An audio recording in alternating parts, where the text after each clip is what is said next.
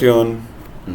Muy buenas tardes, primita. Entonces voy a hojear entonces la primera parte del libro de Lina Grajales, que es la parte de lógica.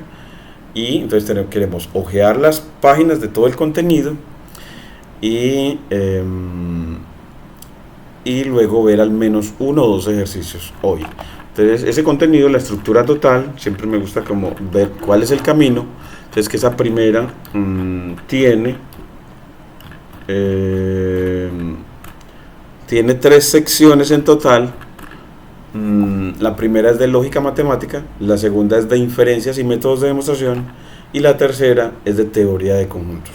Tres partes. Entonces ahí viene como en el mapa conceptual ver que efectivamente hay tres conceptos fundamentales: lógica matemática, el segundo que es inferencias y métodos de demostración y el tercero teoría de conjuntos. Entonces siempre en su cuaderno ponerlos. Entonces bueno, pues en la lista de conceptos empezar desde los de mayor jerarquía. Entonces, ¿cómo es el primero, primita? Decímelo, ¿cómo era? Lógica matemática, ¿cierto? Sí. Creo que era lógica matemática. El segundo era, ¿cuál?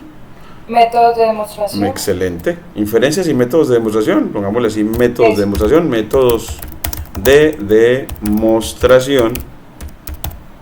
Eso es muy importante porque es como la manera en que en matemáticas se validan las afirmaciones o los resultados científicos. Entonces usted quiere validarle a alguien, ve, eso es verdadero o es falso. Demuéstremelo, es decir, deme un argumento que me convenza. Entonces los argumentos para convencer se llaman métodos de demostración. Y la otra es teoría de conjuntos. Teoría de conjuntos. También puedes ir viendo el libro al mismo tiempo que yo. Entonces el libro, vos lo tenés ahí de una vez, lo estás hojeando de una vez. Sí. Excelente, primita. Entonces mire que ya aquí tenemos esos tres conceptos principales, las tres secciones. Y luego pues aquí esa primera sección entonces viene con los elementos de lógica, operaciones lógicas, tablas de verdad, tautología, contradicción, indeterminación, equivalencia, recíproco, leyes de la lógica, cuantificadores, negación, inferencias, reglas de inferencia. Bueno, ya aquí hasta la negación va la primera sección. Entonces son 11 subsecciones en la primera sección en las que nos dan todos los elementos de lógica matemática. Luego, en los métodos de demostración nos van a enseñar algo que es a sacar inferencias. Entonces, eso es muy importante en la vida de un profesional, y es como las consecuencias que se da de alguna inferencia, de alguna cosa. Por ejemplo, una cosita sencilla es de qué se deriva o qué inferencias o consecuencias puedes derivar de que yo te diga que yo soy un ser humano. Pues si usted es un ser humano, yo puedo inferir que usted va a morir porque todos los seres humanos son mortales. Que usted también, otra inferencia es que respiras, no así, porque todos los seres humanos son seres vivos y todo ser vivo, entonces la definición es que pues que tiene que respirar. Entonces las inferencias son como esas consecuencias que se dan de una hipótesis dada o de una afirmación o una información que nos dan. Si me dieron la información de que soy un ser vivo, de que soy un ser humano, entonces ¿qué se infiere de hecho? Entonces son como consecuencias. Entonces como nos van a enseñar cómo sacar inferencias de una hipótesis dada. La hipótesis va a ser como del punto de partida. Entonces cómo sacar consecuencias de una hipótesis dada. Eso es algo muy importante en nuestra actividad como profesionales. Las reglas de inferencia, es decir, cómo sacar inferencias correctas. Así, porque hay veces que en nuestros razonamientos, en nuestras inferencias, cometemos errores. Entonces, como por ejemplo, el arroz se quemó y la gente dice, saca como en conclusión, pues debió ser porque la pintura de la casa era amarilla. Esa consecuencia uno dice, no, un arroz no se va a quemar por eso. Entonces como que hay inferencias que la gente saca que son incorrectas. Entonces aquí nos van a decir cómo sacar inferencias correctas con reglas de inferencia. Entonces eso nos va a ayudar a estructurar la manera de pensar. Entonces eso le va a ayudar al profesional a ser una persona muy consistente en la manera de argumentar y de sacar conclusiones. los métodos de demostración que le van a permitir ayudarse en la forma de argumentar de manera correcta y de convencer a otros. Entonces los métodos de demostración son formas de estructurar nuestros argumentos para convencer a otros. Entonces dentro de ellos está el método deductivo por excelencia, luego el método directo, el indirecto, el de reducción al absurdo, el de refutación y el de inducción. Todos esos métodos para convencer. Y luego ya por último teoría de conjuntos. Entonces nos dan los conjuntos importantes, que son el conjunto vacío. ¿Qué es el conjunto vacío, prima? ¿Cómo es ese? ¿Qué era ese conjunto? ¿Conjunto vacío? ¿Cuál es cómo es el conjunto vacío? La verdad no me acuerdo. Sí, ese conjunto vacío es el que no tiene elementos. Es el que no tiene elementos. El conjunto universal, el que los tiene todos. Así. Entonces hay uno, el que no tiene nada, no tiene elementos, y el que lo tiene todo, entonces el que no tiene nada, el vacío, y el que lo tiene todo, el universal. Entonces ahí vamos a ver conjuntos importantes. Luego va a haber operaciones con conjuntos. Entonces van a ver de que yo puedo meter un conjunto en otro. Entonces nos van a hablar de eso de inclusión, de meter un conjunto en otro. Y entonces si un conjunto está metido en otro, él será un subconjunto del otro. Entonces van a hablar de subconjuntos o de partes más pequeñas de, las propiedades de inclusión. Entonces vamos a ver que todo el conjunto vacío está incluido en cualquier conjunto, ciertas propiedades que nos van a ayudar a razonar con conjuntos. Entonces veremos esas propiedades y eso nos ayudará a operar con la operación de inclusión de conjuntos, hacer razonamientos correctos con esa operación de conjuntos. Entonces, precisamente después de ver esas propiedades, las propiedades de inclusión y la relación de igualdad de conjuntos, y las propiedades de la igualdad, vamos a operar con conjuntos, vamos a hacer uniones de conjuntos, intersecciones de conjuntos, y las intersecciones serán como pregúntese de dos conjuntos que tienen en común. Cuando quieres ver qué hay en común entre dos conjuntos, eso es hacer una intersección. Entonces la intersección es simplemente buscar qué elementos comunes hay entre dos conjuntos.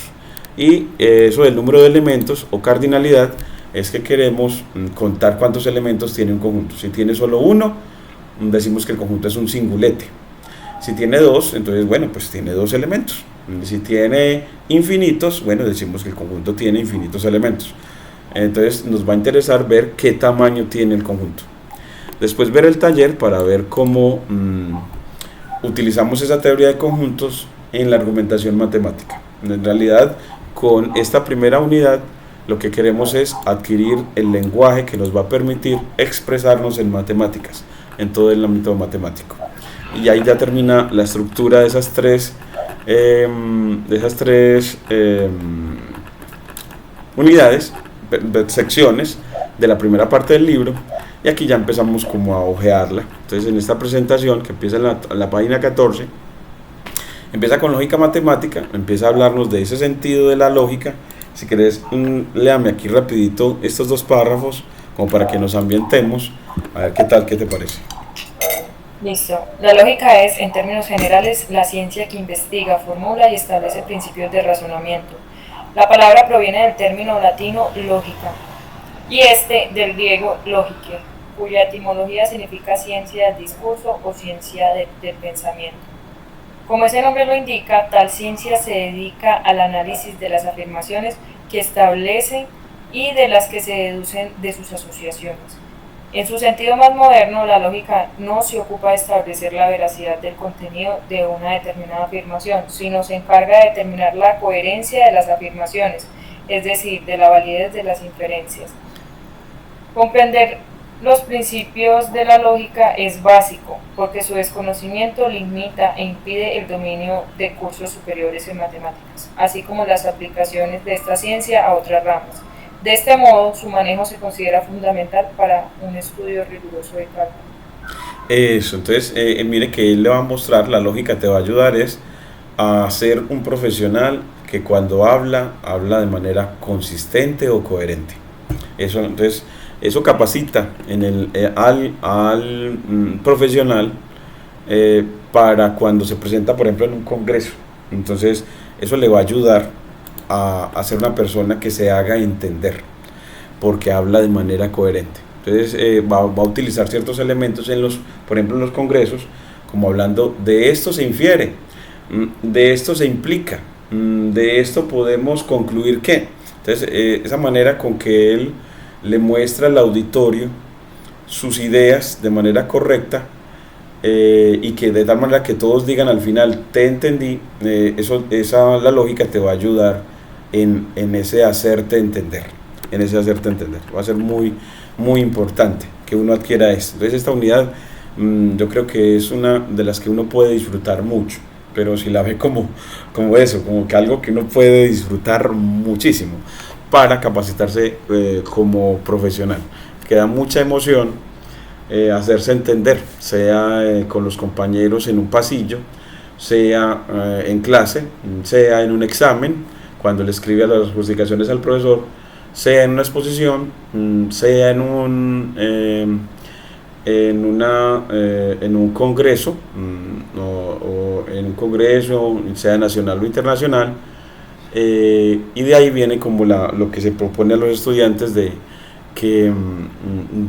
movilizarlos a que participen, hagan movilización internacional. Entonces, una de las cosas que se busca también con eso es que sueñe con capacitarse en esta lógica para ir a representar a la universidad en congresos internacionales. Entonces, ya el año pasado, por ejemplo, yo acompañé a un estudiante que fue a Uruguay. Entonces, y él iba a presentar su trabajo. Entonces, es como motivar a los estudiantes a que la lógica los capacita para ir también a soñar, a viajar, a disfrutar.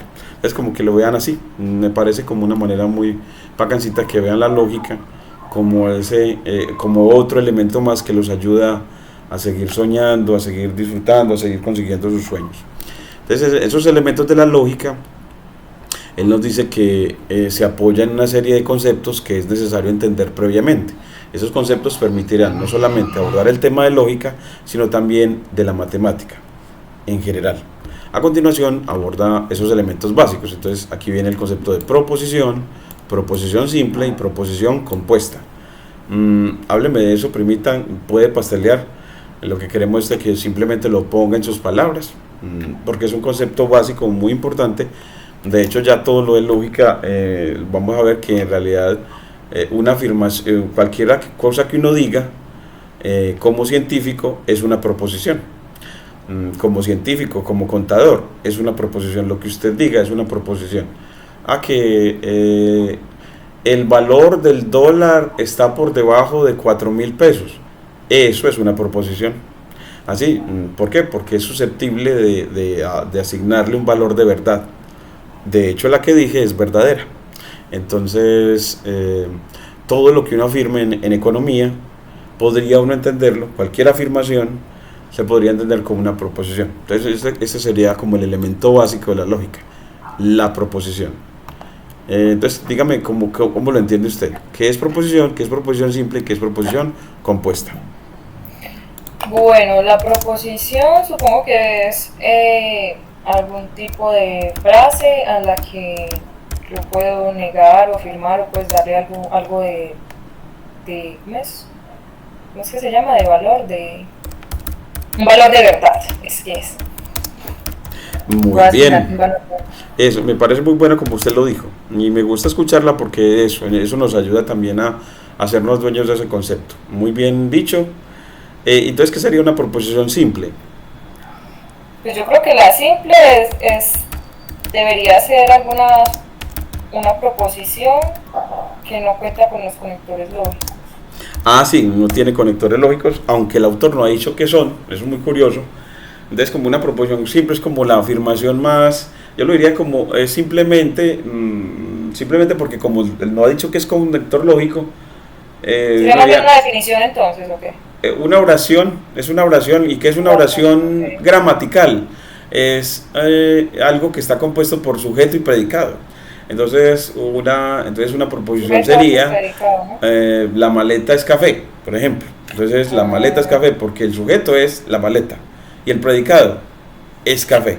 Entonces que cada vez una proposición simple es simplemente la más simple de las oraciones gramaticales. Así, la que solamente tiene un sujeto, por ejemplo, y un predicado. Es decir, alguien de quien se habla y lo que se habla de él. Entonces, y ya las compuestas vendrían a ser proposiciones que están, bueno, son como colecciones o uniones de proposiciones simples. ¿Y cómo las une? Con lo que usted dijo, ¿cierto? Con conectores lógicos. Y ya viene que, bueno, ¿y cuáles son los conectores lógicos? Entonces mira que yo aquí pongo que a medida que se van desarrollando, yo te pido que escriba en el cuaderno, te sugiero cositas. Entonces mire que va listando esos conceptos para después establecer relaciones entre ellos. Entonces como que aprender es aprenderse los conceptos y sus definiciones y las relaciones entre ellos. Entonces después ese mapa conceptual construirlo a mano. Aquí yo lo estoy haciendo es con una librería llamada NetworkX, pero simplemente porque es una librería pues que ayuda en eso, para poderlo plasmar, por ejemplo, para un congreso. O hay otro software, ¿cierto? Hay muchos. ¿Usted ha hecho mapas conceptuales con algún software? No. Es bueno que se vaya como buscando, aunque por ahora no se lo van a pedir en esta materia, pero que lo vaya aprendiendo. Hay unos que es, creo que Word mismo, creo que pues deja hacer mapas conceptuales. Estoy seguro de que más que sí. Hay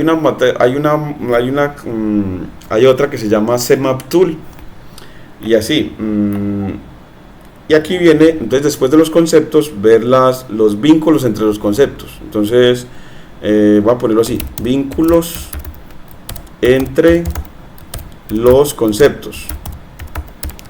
Entonces creo esa variable y es para decir cómo están relacionados esos conceptos que acabo de enunciar. Entonces uno decir así, esta proposición, y eso está relacionado con proposición simple, y después de proposición simple viene proposición compuesta.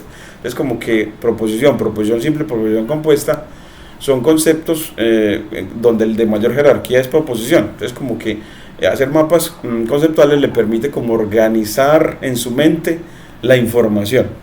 Entonces eso, el psicólogo de la seccional de nuestro campus Caucasia, el semestre pasado le decía a los estudiantes: sí, vean, toda materia haga mapas conceptuales, sintetice la información en mapas, ponga los conceptos y cómo están relacionados.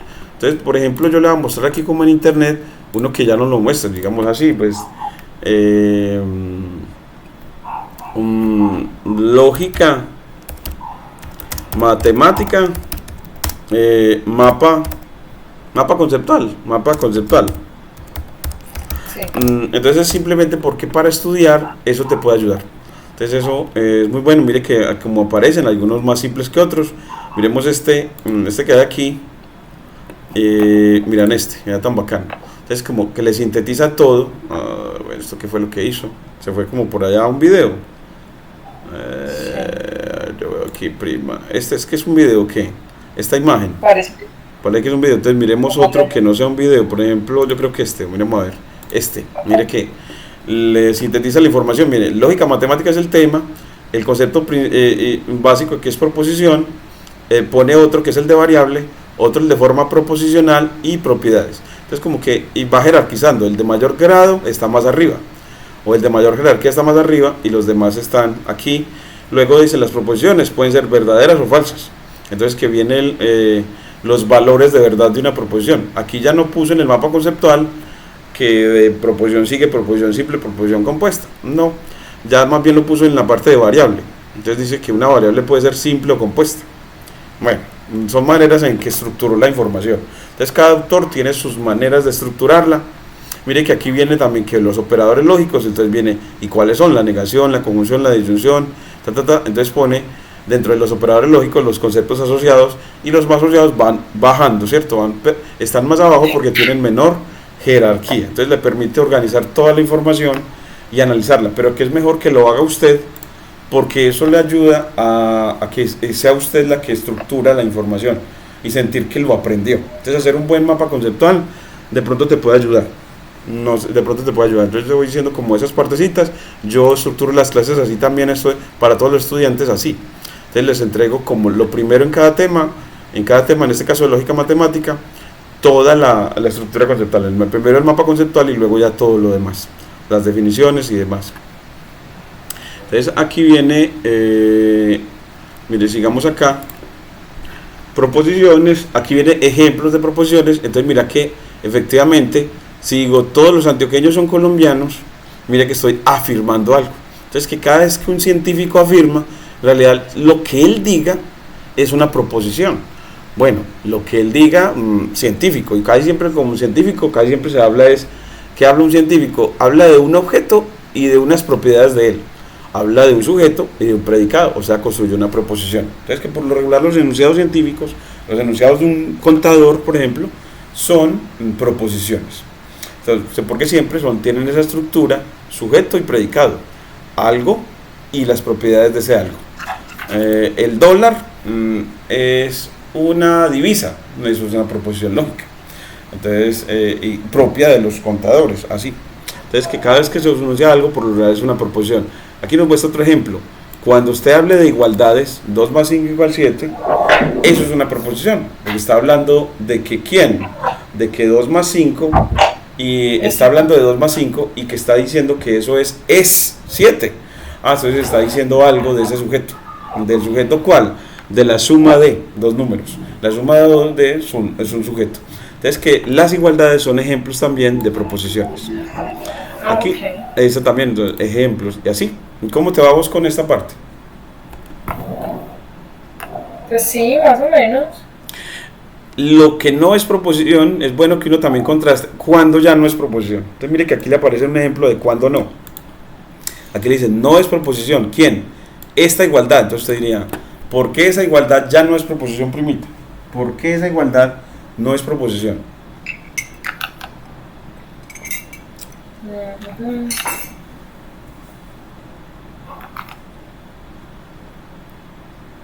No sé si es porque le estoy dando, es falso lo que estoy diciendo o por qué.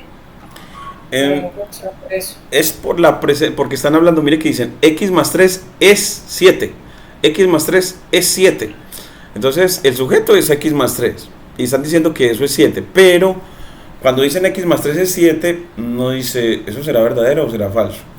Mire que en este es muy fácil decir, ¿eso es verdadero o es falso? Por ejemplo, 2 más 5 es 7. Uno dice, hombre, eso es verdad, ¿cierto? 2 más 5 es 7, eso sí. Pero cuando dice x más 3 igual 7, uno dice, pues yo no puedo decir si eso es verdad. ¿Por qué? ¿Por qué? ¿Quién hace que uno no pueda decir verdadero o falso? ¿Quién es lo que es? La x. Porque hay alguien desconocido, la incógnita. Entonces que uno que ese desconocido, dependiendo del valor del desconocido, eso es verdadero o es falso. Si ese desconocido fuera 4, uno diría, eso es verdadero. Y si ese desconocido fuera 5, uno diría, 5 más 3 es 7, ya diría que es falso. Entonces uno dice, entonces dependiendo del valor de x, esta enunciación se vuelve verdadera o falsa, se vuelve proposición. Entonces, en principio no lo es, porque no sabemos el valor de x. Entonces es por eso, no es proposición, ya que no podemos afirmar que sea falsa o verdadera por la presencia del x. Entonces, y ya cuando el profesor, mire que el libro no lo dice, entonces como el profesor te lo dijo, entonces en clase usted llega y anota de ese ejemplo que le digo que no es proposición por la presencia, a pesar de que es igualdad, por la presencia del x, y que entonces cuando hay incógnitas no podemos decir que es proposición, y todo lo otro que dijo el profesor. Entonces digo, sí, dijo que si el x adquiría valores, dependiendo del valor que adquiriera, esa enunciación se volvía proposición, porque dependiendo del valor eso se vuelve verdadero o falso. Si x vale 0, ¿eso de qué es? Si x vale 0, ¿cómo se vuelve esa igualdad? ¿De qué valor de verdad adquiere? Pues es incierto, ¿no? Si x vale 0. ¿Qué? Si x vale 0. No, pues falso. ¿Cierto? Porque 0 más 3 no va a ser 7. Excelente, prima. Y ya si el valor es 4, esa afirmación se vuelve Verdadera. verdadera. Excelente, porque 4 más 3 sí es 7. Eso, entonces esa la van a llamar después función proposicional, no proposición. ¿Y por qué función proposicional? Porque depende del valor de X el valor de verdad de esa enunciación. Entonces, como cuando quiero, entonces el valor de verdad de esta enunciación es función del valor de X, es función o depende de. Entonces las funciones también son, vamos a ver, son maneras de describir que una cosa depende de otra. Entonces las funciones, que es el tema central del curso de cálculo, son también maneras de mostrar dependencia. El valor del dólar depende del tiempo. El valor del dólar depende de si hay guerras en el mundo. El valor del dólar depende del valor del petróleo, por ejemplo. Y así. Entonces, cuando quiero mostrar que una cosa depende de otra, eso lo hago a través del concepto de función. ¿Sí? Es el concepto. Entonces, mire, se vuelve muy bueno todo lo que hablamos en este, pero mira cómo nos va el tiempo. Yo ya te voy a poner de tarea que siga leyendo toda la otra parte, toda, mire que esta parte, leerla toda. Nosotros discutimos el semestre pasado una buena parte de este, llegamos a 1 o 2 ejercicios de este, siempre llegamos como a cositas, mire que está de métodos de demostración y ya vamos en la página 32. Entonces la lee toda, delega leerla toda mañana, a ver, y donde encuentre dificultades lo señala. Siéntase libre de bajar de su primo Juan Carlos y decirle imprímame toda la sección. Incluso yo ya le voy a escribir, vea, le voy a escribir ya mismo, le voy a decir por favor imprímame, te la pone aquí, Juan Carlos, vamos a ver, Juan Carlos, ahí, no lo tengo aquí registrado, ¿qué es esto? Es porque yo creo que hice un cambio aquí. Va a llamarlo, decirle, vea, imprímame por favor toda la primera sección de ese libro, porque usted me dijo que usted estudia mejor y todo el mundo, yo también. ¿Le manda el número de Juan? Sí, porque él tiene uno, yo tengo otro, él tiene 2, ¿cierto? Ah, ¿cómo así? Yo solamente tengo uno. Envíame el que usted tenga a ver, y para yo registrarlo y decirle, imprímame hasta el taller, o sea, le vamos a decir que imprima hasta la página 40. 44 empieza el taller, pero el taller termina en la página con respuestas y todo en la página 52, o sea que hay que imprimir 52 páginas. Entonces así haya que gastar lo que sea, el toner se haya que volver a comprar, pero es mejor hacerlo primita. Entonces en eso va lo del apoyo, porque estudiar, entonces usted con esas impresas señala sobre ellas, la raya, hace ejercicios en el reverso de la página, señala dónde me va a preguntar con resaltador, todo. Entonces lo manda a argollar. Por ejemplo, esta primera sección la puede mandar a argollar. Yo creo que de pronto ahí en el barrio conseguimos donde te argollen para que eso le quede organizadito. Yo le ayudo con eso. Entonces yo le digo a Juan Carlos que le dé también como que para esa parte, para que lo argolle. Trate de hacer todo eso, primita, síganme la locura, que en realidad no es locura, porque de verdad que el éxito académico va también en el éxito de tener unas buenas notas de clase, tener todo bien organizadito. Entonces, organizarlo así por favor, imprima entonces esas 52 páginas y discutamos, por ejemplo, ya no, por ejemplo, este de economía que dice acá. Bueno, cuando cogemos de la última parte, por lo regular, si uno coge ejercicios de la última, ya va a necesitar la parte de conjuntos. Si coge de la primera parte, mire que ya esta parte es la parte de teoría de conjuntos, pero si queremos como hacerlo coherente, de acuerdo a que lo que hoy hemos discutido, entonces cogería de la primera parte, y mire que aquí habla de funciones proposicionales. Nosotros lo discutimos la otra vez, de pronto lo recordás, que dice, ¿cómo se lee esto? Esta parte también es muy fundamental. Me tocó ya con un estudiante que la lectura de este enunciado causa dificultad y eso puede matar al estudiante. Entonces, léelo por favor, a ver, y me dice qué entiende. Listo. Sea P de X igual a X más 5 menor o igual que 9, X pertenece a números naturales. Señal de conjunto de validas de P de X. Entonces, ¿qué hay que hacer ahí? ¿Qué entendió? ¿Qué es lo que hay que hacer?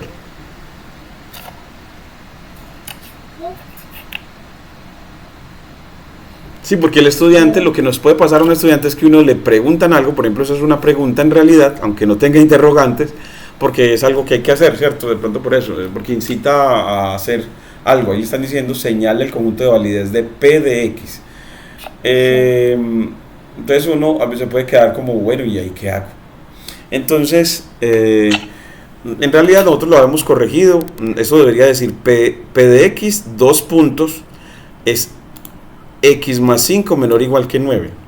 Entonces que la proposición es X más 5 menor o igual que 9 para X en los naturales. Entonces en realidad lo que nos están entregando, bueno, no es una proposición porque dijo P de X. Cuando te escriben P de X es una notación funcional. Entonces mire que como está la incógnita, como vimos antes, eso no va a ser proposición porque está la incógnita.